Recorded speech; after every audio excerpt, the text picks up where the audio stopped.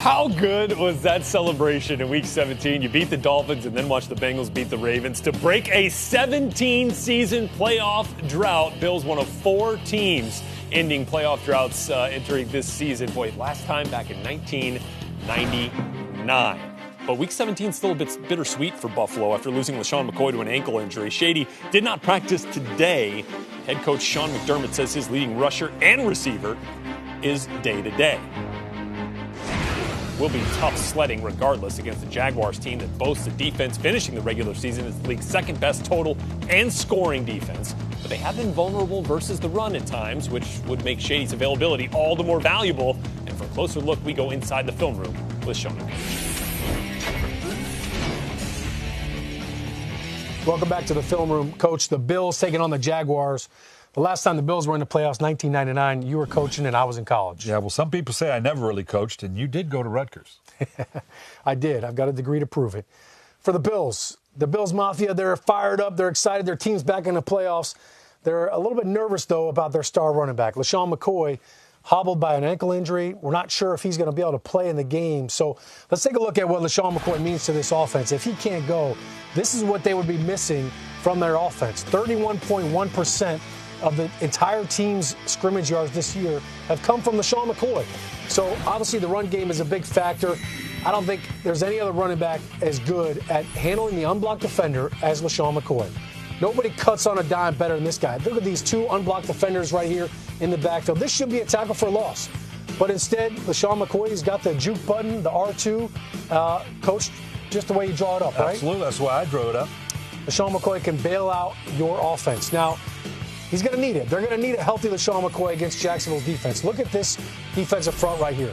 They do a great job with penetration. It's not just the defensive linemen. It's the safeties. It's the corners. Jalen Ramsey here getting involved. Now, the Titans have a good offensive line and a good run game, but the Jaguars suffocated them. Look at this 10-man box right here. Everybody's at the line of scrimmage.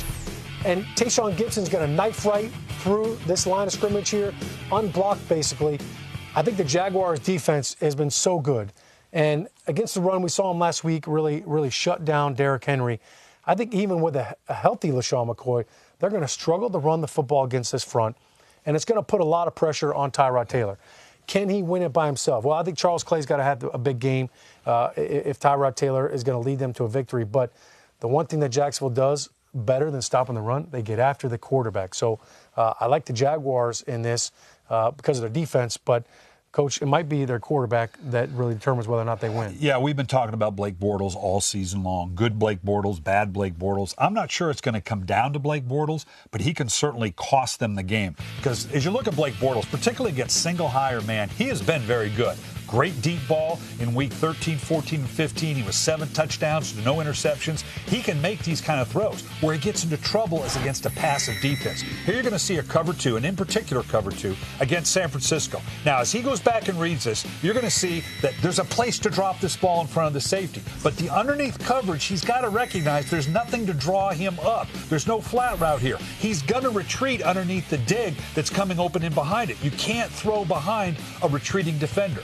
Now, against this cover 2 against Tennessee, they're going to run a little rub route, a little out and up. And this is legitimate, fine, against cover 2. But it's like he doesn't realize the safety can get there. Look, he's trying to rush the ball and get it up and down quick, but he's throwing off his back foot. Falling out of the bar. That's not going to happen against cover 2, and again, it's a turnover. Well, Sean McDermott in Buffalo, coming from his Carolina days, loves soft cover 2. In fact, this is a Tampa 2. What does that mean? Middle linebackers going down the middle of the field. He's going to take down the middle of the field. That means the safeties go wider. This is really a cover 3.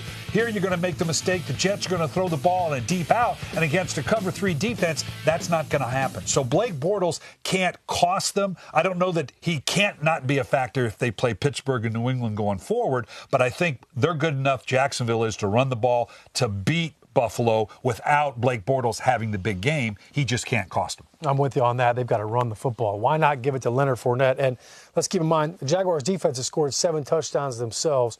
It's going to be fun to watch.